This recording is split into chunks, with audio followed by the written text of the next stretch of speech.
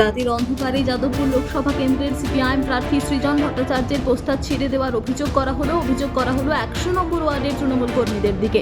ইতিমধ্যে একটি CCTV footage সামনে এসেছে, যেখানে দেখা যাচ্ছে তিনজন লোক রাতের অন্ধকারে পোস্টার ছিঁড়ে ফেলছেন।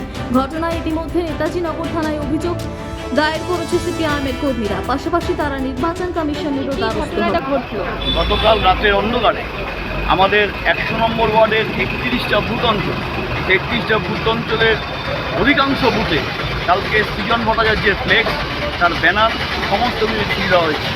এবং রাতের অন্ধকারে নাকতলা আমতলা পার্টি অফিস সেই অঞ্চলে যে দেখতে পাচ্ছেন সেটা আমাদের রামগড় অঞ্চল, আমাদের বৈষ্ণবঘাটা অঞ্চল, আমাদের লক্ষ্মীনারায়ণ অঞ্চল, আমাদের নাকতলা সেকেন্ড স্কিম, এই সমস্ত জায়গায় ফ্লেক্সগুলো ছিঁড়ে দেওয়া হয়েছে রাতের অন্ধকারে।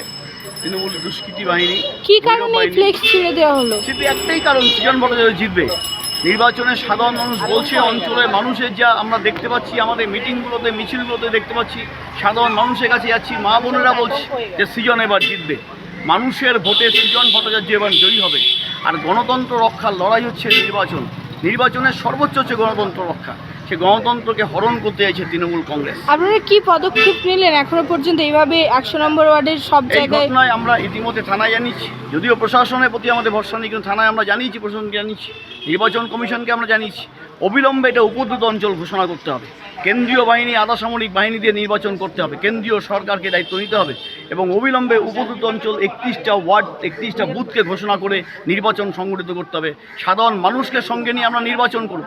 গণতন্ত্রকে রক্ষার জন্য সাধারণ মানুষ যে যাকে খুশি ভোট দিক, কিন্তু সাধারণ মানুষ যাতে ভোট দিতে পারে, সাধারণ মানুষ যাতে সঠিকভাবে ভোট দিতে পারে, সেই উদ্যোগ আমরা গ্রহণ করব। কিন্তু নির্বাচন কমিশনকে মূল দায়িত্ব পালন করতে হবে, সেই উদ্যোগ গ্রহণ করতে হবে। এটা আমরা নির্বাচন কমিশনের কাছে ইতিমধ্যেই আমরা জানাচ্ছি।